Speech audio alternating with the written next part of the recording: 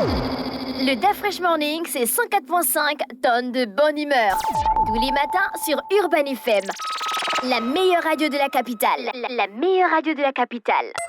Vous êtes sur les 104.5 Urban FM, la station urbaine, et vous écoutez le DAF Fresh Morning. On reçoit Madame Benani.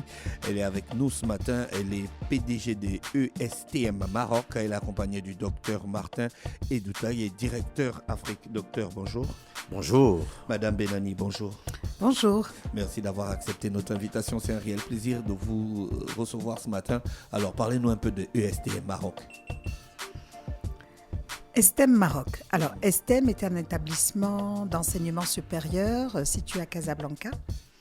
Nous recevons des étudiants gabonais, boursiers de la NBG ou non boursiers depuis très longtemps, depuis 2018, je pense. Et même avant, donc depuis 1998, nous avons reçu des boursiers aujourd'hui qui sont bien installés,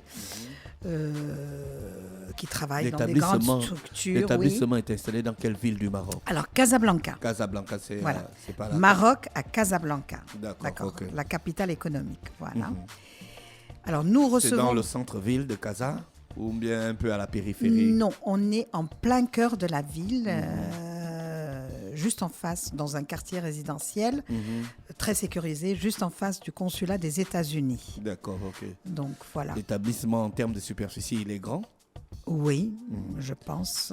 Vous accueillez en général combien d'étudiants au total, sans compter ceux qui viennent du Gabon? On a un effectif de 1205 étudiants de différentes nationalités.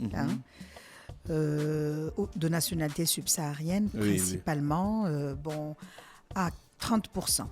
Vous excellez dans quel domaine de formation? Où est-ce qu'on excelle? Écoutez, on a une filière qui est très, très, très, très particulière qui sont les classes préparatoires. D'accord. Alors, les classes préparatoires, c'est 2 ans de classes préparatoires pour préparer les grands concours. Et ces concours-là, en fait, c'est spécialement pour la France. Et donc, nos étudiants ont réussi à avoir HEC Paris, ils ont eu l'école polytechnique, l'X, la fameuse X, HEC, ESSEC, ESCP, EDEC, l'X, Centrale, Mines, Lyon. Et c'est un programme qu'on avait monté avec la présidence de la Côte d'Ivoire, qui voudrait...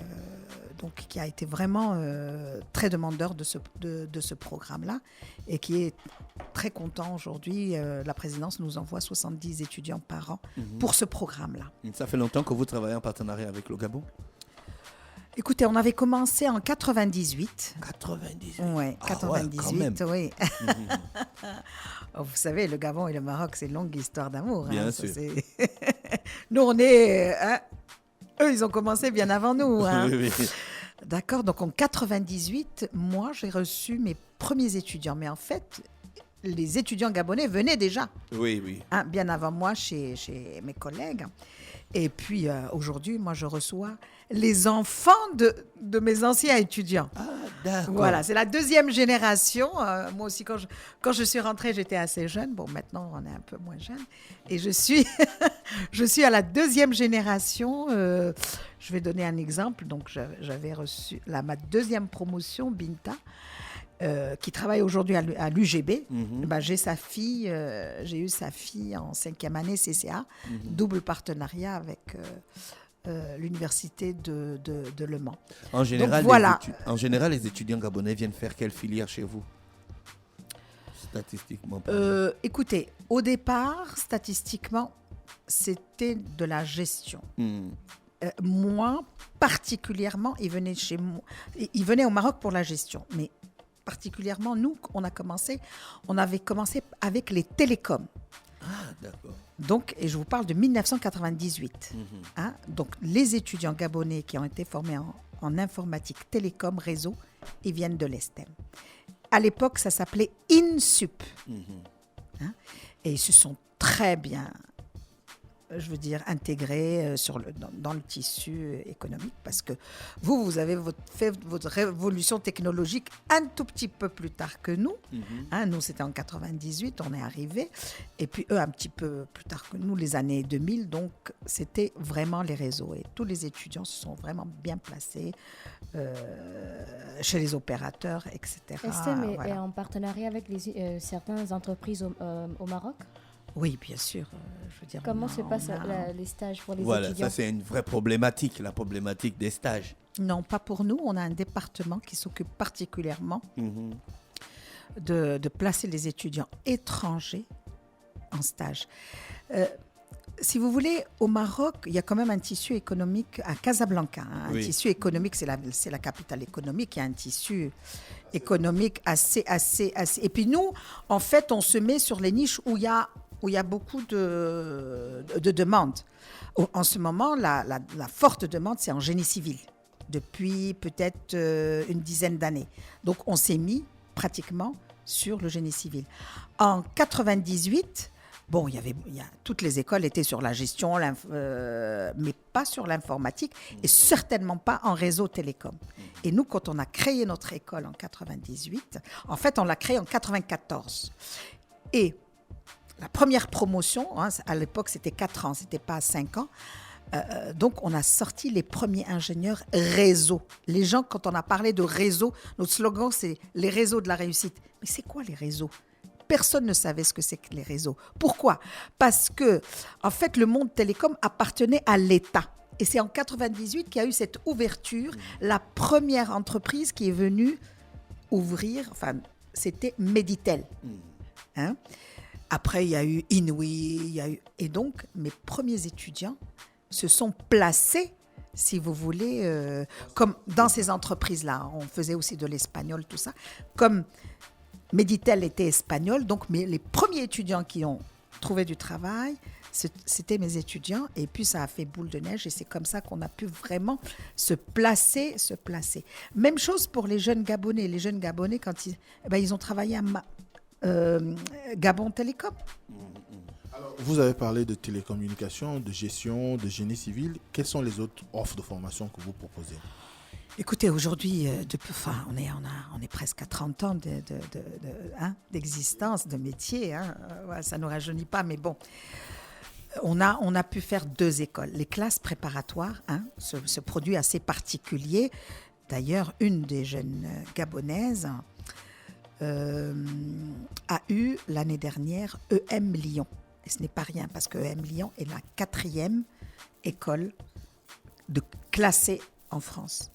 Une business school, d'accord ? Je ne me souviens plus de la jeune fille. Ruth, voilà. René Ruth. Voilà. Donc, Ruth avait 14 de moyenne. Et puis, elle a eu une bourse de la NBG. Et puis, elle ne savait pas trop. Et mon collaborateur ici, parce qu'on a un bureau ici, lui a bien expliqué, parce que pour les classes préparatoires, il faut avoir quand même un bon profil, terminal C, 14 de moyenne, 12 de moyenne, 13 de moyenne. Donc, c'est des profils assez particuliers, ceux-là. Et donc, elle est venue, elle a beaucoup travaillé. Aujourd'hui, elle est en première année de la business school, une des meilleures business schools. Vous avez HEC dans le classement. HEC, Paris, c'est quoi ? C'est la première en Europe, c'est la première en France et c'est la 3e mondiale. Quand je vous dis que Harvard, c'est la 6e mondiale, HEC, c'est la 3e mondiale. C'est pour vous donner un ordre d'idée du classement de ces écoles-là. Voilà. Alors, Ruth est aujourd'hui à la 4e business school qui s'appelle EM Lyon. Elle est à Lyon. Donc, mais pour rentrer là-dedans, c'est 52 000 candidats pour peut-être 400 places. Donc, vous voyez un peu la charge de travail et puis la difficulté à rentrer dans ces écoles-là. Donc, ça, c'est les classes préparatoires. Je vous dis, c'est assez particulier. Après, là où la NBG et puis aussi, je veux dire, par rapport à votre orientation, on les oriente plus, le pays les oriente plus pour les filières ingénieurs. Ingénieur en quoi? Ingénieur en génie industriel, ingénieur en mécatronique, ingénieur en génie civil, ingénieur en informatique. Aujourd'hui, c'est plus les réseaux, les télécoms, mais plus cybercriminalité, cloud, des choses comme ça, des niches assez particulières, assez pointues. Donc, je pense que c'est aussi par rapport aux besoins du pays. Par exemple, nous on dit, on avait une filière droit, on l'a supprimée, ça ne sert à rien de venir faire du droit. C'est mieux de faire le droit chez soi. Localement. Voilà, localement, parce que de toute façon, nous, ce sera un autre droit. Donc, voilà. Mais venir chez nous plutôt pour, on va dire, le génie civil. Hein, on fait les bâtiments et les travaux publics. Ça marche très, très, très fort. Les Gabonais y adhèrent. Voilà. Faire de l'informatique, comme on a dit, aujourd'hui sur le clouding, sur la cybercriminalité. Voilà, ça, c'est des choses qui sont très demandeurs. Docteur, on a une autre filière, qui marche très, très bien aussi et très demandée par les jeunes Gabonais. C'est le CCA, comptabilité, contrôle, audit, en fait, qui débouche sur l'expertise comptable. D'accord. Donc, ça, c'est une filière, en fait, donc c'est sur 5 ans. On fait une double diplomation avec le master de l'Université de Le Mans qui nous donne cette possibilité de faire le CCA, c'est-à-dire avec notre diplôme, celui de la France, en double diplomation, ils font un stage de 3 ans chez un expert comptable. D'accord, ils sont payés bien sûr, parce que mais ils sont payés en tant que stagiaires. Voilà. Ils passent encore un autre module et puis un mémoire, ils soutiennent un mémoire. Et après ces 3 ans-là, ils sont experts comptables. Et bien sûr, experts comptables, reconnus par l'ordre des experts, ils peuvent mettre tout de suite leur plaque. Et puis, voilà. Donc, il est écrit que 80% des diplômés trouvent leur premier emploi en moins de 2 mois. Est-ce que ce sont les étudiants forcément soutenus par l'établissement? Non, pas à ce niveau-là. Nous, on les soutient quand? On les soutient quand ils en stage. Vous parlez de en termes de stage. En termes de stage. On les soutient en première année, on les soutient en deuxième année, on les soutient en troisième année, en quatrième année, et puis pour trouver le projet de fin d'études. Donc, si vous voulez, l'étudiant a presque 1 an d'expérience professionnelle. Tout à fait. Et ça, on les oblige. L'étudiant, il ne peut pas passer un séjour chez nous sans avoir fait le stage. De toute façon, il ne sera pas diplômé. Docteur, comment se passe le bureau du Gabon? Comment ça fonctionne? Nous avons ouvert un bureau au Gabon depuis 2017-2018. Déjà, nous ouvrons les bureaux dans tous les pays d'Afrique subsaharienne, francophones. Et celui du Gabon est installé au niveau du Feu Rouge de Glace, où nous avons recruté évidemment un jeune Gabonais au nom de M. Glenn Zengue, qui pendant que nous sommes au Maroc, il fait la tournée des lycées, où il rencontre les étudiants. Il organise pour nous des séances d'orientation. Il faut dire qu'on fait dans l'orientation. Parce qu'en venant dans les pays, on essaie d'auditer un peu les besoins du marché de l'emploi. On essaie d'auditer et c'est à base de ces éléments-là qu'on oriente les jeunes. Vous savez, les jeunes aujourd'hui, quand ils sont en terminale, 87% ne savent pas quoi faire après le bac. Donc du coup, il faut leur montrer évidemment le chemin. Donc le bureau du Gabon organise donc ces séances d'orientation. Et une fois qu'ils sont orientés, ils déposent le dossier de candidature qui est étudié au Maroc en 72 heures. Au bout de 72 heures, ils ont un avis favorable ou pas du service d'administration, service d'admission. Et après ça, ils peuvent commencer leur procédure. Nous avons 2 types d'étudiants au Gabon. Nous avons les boursiers de l'ANBG qui évidemment ont besoin d'une préinscription et d'une facture pro forma pour pouvoir intégrer cela dans leur compte e-bourse. La préinscription, elle est gratuite. Donc nous la donnons gratuitement, nous ne la vendons pas parce que nous ne sommes pas un cabinet, nous ne sommes pas une agence, voilà, parce qu'évidemment, vous savez, dans les agences, ils ont des charges. Donc du coup, quand les jeunes vont, ils doivent payer des frais de dossier, des frais de recherche d'école, etc. Mais nous, nos préinscriptions sont gratuites. Et elles sont données sous réserve du bac. Et elles sont très souvent données au mois de mars, avril, comme ça. Dès que le compte SIGO est ouvert, voilà, ils peuvent introduire cela. Le deuxième type d'étudiants, évidemment, c'est ceux dont les parents peuvent supporter, évidemment, les frais, les charges. Donc, eux, on fait évidemment une étude de dossier.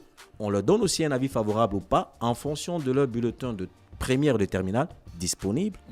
Et une fois qu'ils ont le bac, voilà, ils peuvent donc maintenant venir confirmer leur admission. Et dès qu'ils ont cette admission, qu'est-ce qu'on fait? Le bureau accompagne l'étudiant. Vous savez, quand on arrive dans un nouveau pays, il faut être en règle, non seulement avec le ministère de tutelle, c'est-à-dire le ministère de l'Éducation nationale ou de l'enseignement supérieur, mais en plus de ça, il faut être en conformité avec l'État même, donc avoir une carte de séjour. Nous avons tout ce processus-là. On accompagne l'étudiant dans la collecte des documents administratifs qui lui permettront non seulement d'être en règle dans le fichier du ministère de l'enseignement supérieur, mais aussi auprès de la préfecture de police pour qu'il puisse avoir son titre de séjour. Vous savez, les stages chez nous de 3e année, l'étudiant peut le faire. Ils peuvent faire ce stage-là dans un autre pays, voilà, qui n'est pas son pays d'origine ou encore le Maroc. Et ils ont besoin d'une carte de séjour pour évidemment prendre un visa dans les pays dont ils ont besoin de visa. Ils peuvent aller en France, par exemple, pour les congés quand ils sont au Maroc. Il leur faut une carte de séjour. Donc, le bureau fait tout ce packaging-là qui trouve un billet d'avion à moindre coût parce que nous avons des agences partenaires. Nous avons la RAM où les billets de nos étudiants sont faits à des coûts les plus abordables. Nous les accompagnons depuis le Gabon. Nous les accueillons sur place à l'aéroport. Nous les amenons à l'école et après nous les amenons dans leur logement. Nous sommes la seule école sur Casa capable de pouvoir recevoir plus de 200 étudiants dans ces campus. Bon, du coup, nous avons souvent la demande aussi des autres écoles. Mais nous, déjà, nous avons 200 logements qui peuvent évidemment... Vous savez, Casa, c'est, comme on l'a dit, la PDG, uniquement... Voilà. Donc, nous sommes au cœur même de Casa et il n'y a pas de logement. C'est un problème très, très, très important. Donc, les parents, ils stressent un peu par rapport à ça. Donc, nous, déjà, on le fait dans la recherche de logement, etc. C'est gratuit. Ce sont les avantages là, de notre bureau ici au Gabon.